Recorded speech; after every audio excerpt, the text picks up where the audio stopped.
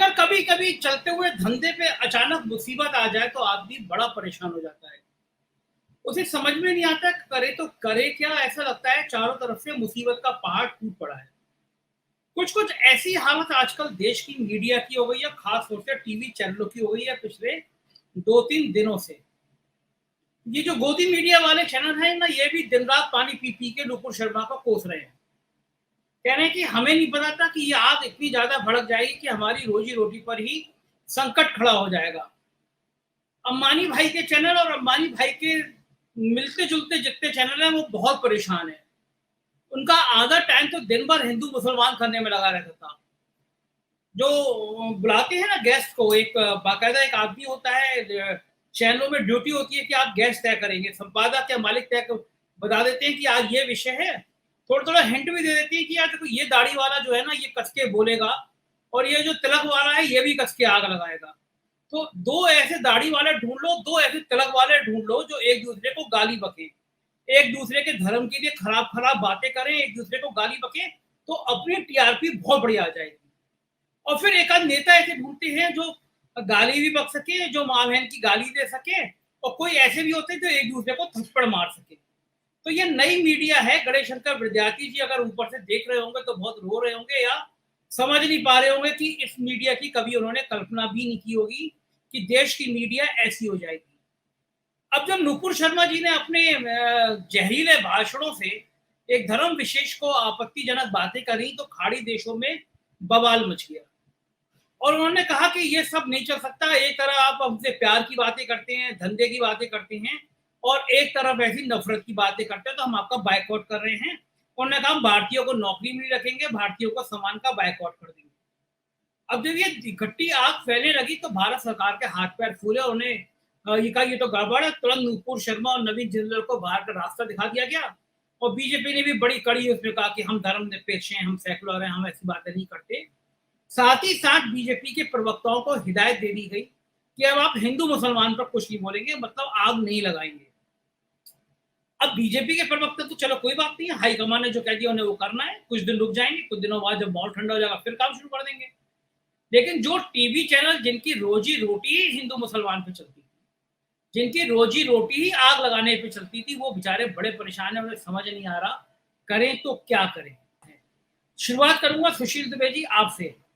सुशील जी, ये तो बड़ी मुसीबत हो गई है। अगर टीवी चैनलों पे बीजेपी के प्रवक्ता ये हिंदू मुसलमान नहीं करेंगे तो टीवी चैनल क्या दिखाएंगे दिन भर। ये संकट आ गया है टीवी चैनलों पे, मतलब अभूतपूर्व संकट आ गया। क्या लग रहा है आपको, इसका निदान क्या होगा? संजय भैया, बधाई हो, कई लोग विधवा हो गए हैं और कई लोग विधुर हो गए हैं, लेकिन आप ऐसे सुहागिन जिंदाबाद रहे। अगर आप ऐसे सुहागिन और जो ये बोल्ड पैनल बैठा ये जिंदाबाद रहा तो आने वाले वक्त में ऊपर ने वो काम कर दिया है कि आने वाले वक्त में ये 1 ग्राम का तेली कतर देश 1 ग्राम का कम से कम 1 टन के भारत को आंखें तो नहीं दिखा पाएगा। ये तो काम हो गया है।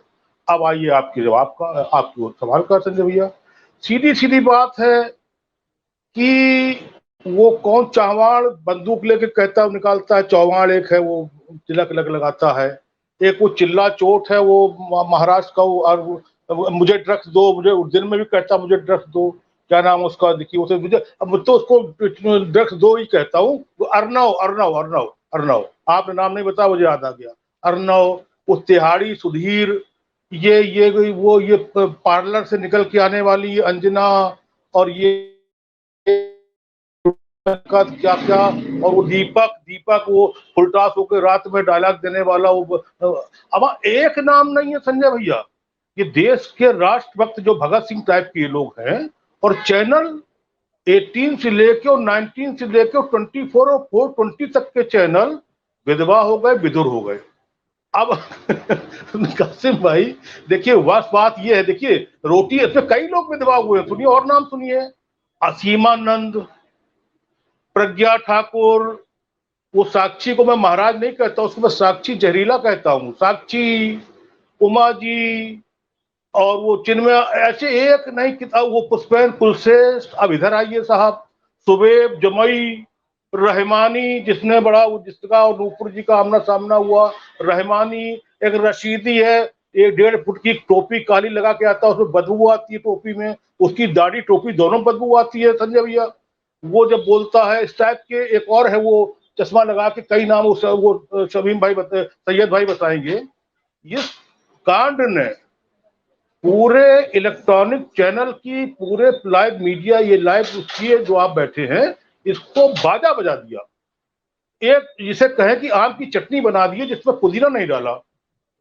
अब आप ये जान लीजिए कि घटना छोटी थोड़ी हुई है, और मैं समझता हूं आने वाले भविष्य के लिए, आने वाले भविष्य के लिए वो चैनल जो इस देश के लिए काम करते हैं, वो चैनल जो देश की आवाज बनना चाहते, वो चैनल जो चाहते हैं देश की। अब आप हर पत्थर में भगवान, देखिए क्या हाल बना दिया, सूरत हाल ही देख लीजिए कि हर पत्थर को शिवलिंग बना दिया, चाहे लेटा पत्थर हो चाहे बैठा पत्थर हो। और दूसरी तरफ नबी साहब के लिए कहा जा रहा है कि फिर सच्चाई क्या है, अब यूं नहीं बोल रहे हैं तो यूं बोल रहे हैं।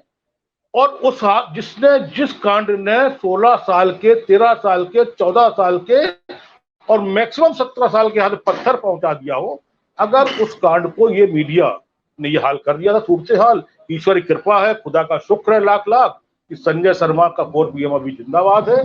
तो ईश्वर ने बहुत अच्छा किया, वक्त पे समझ आ गई और वक्त पे नूपुर कांड हो गया, जिंदल कांड हो गया।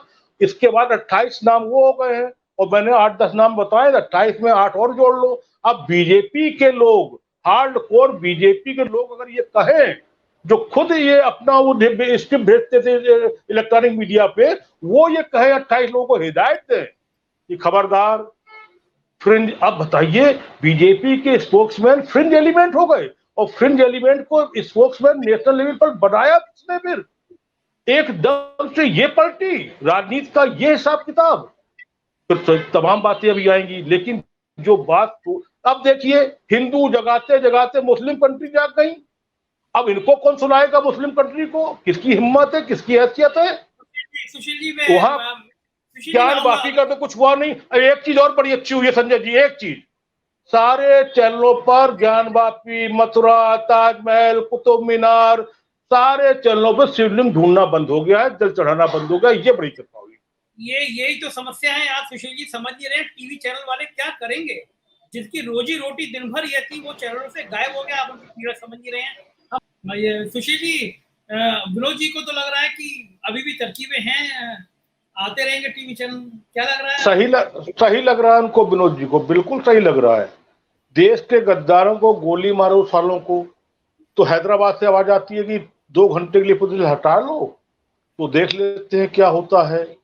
तो महाराष्ट्र के सपा के अबू कासिम साहब है, वो भी कहते हैं कि ताल ठोकने लगते हैं।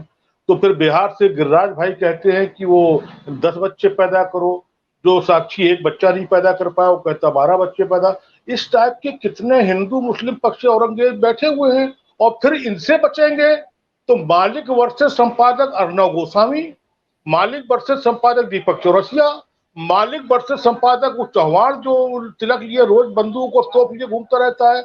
अरे भाई चलो अंजना एक बार गीता ज्ञान दे देंगी, राम धुन गा लेंगी, रूप का जाकर सारे जाते अच्छा हिंदुस्तान हमारा गा लेंगी, लेकिन ये तो बैठे हैं इनके लिए। और फिर चुनाव आयोग हर चुनाव से पहले कहता है कि हेट स्पीच नहीं, चुनाव निरस्त हो जाएगा, ना कोई चुनाव निरस्त होता, और हेट स्पीच के अलावा कुछ होता ही नहीं है पूरे चुनाव भर। तो मुद्दे रहेंगे। और विनोद जी ने बिल्कुल सही कहा, आप ऐसे चैनल जिंदाबाद रहें, साहस के साथ टिके रहें, लेकिन लकीर तो खिंच गई है, लकीर खिंच गई है। तो गोली मारो सालों को और वो पुलिस हटा लो, हैदराबाद कम थोड़ी है, असली तो हैदराबाद है। हैदराबाद को थोड़ा सा हल्का किया जाए अगर बीजेपी की तरफ से, तो ये सारे चैनल थोड़ा सा और भी हल्के होंगे, तो और किसी की जरूरत ही नहीं पड़ेगी। असली तो हैदराबाद है। तो ये चीजें आप बिल्कुल सही है, और सूरज की रोशनी दिख गई है। एक कतर ऐसे देश ने हिंदुस्तान को दिया दिखा दिया है, दिया कि देख लो दिया ये होता है, बाकी मोदी जाने, योगी का बुलडोजर जाने और वक्त जाने।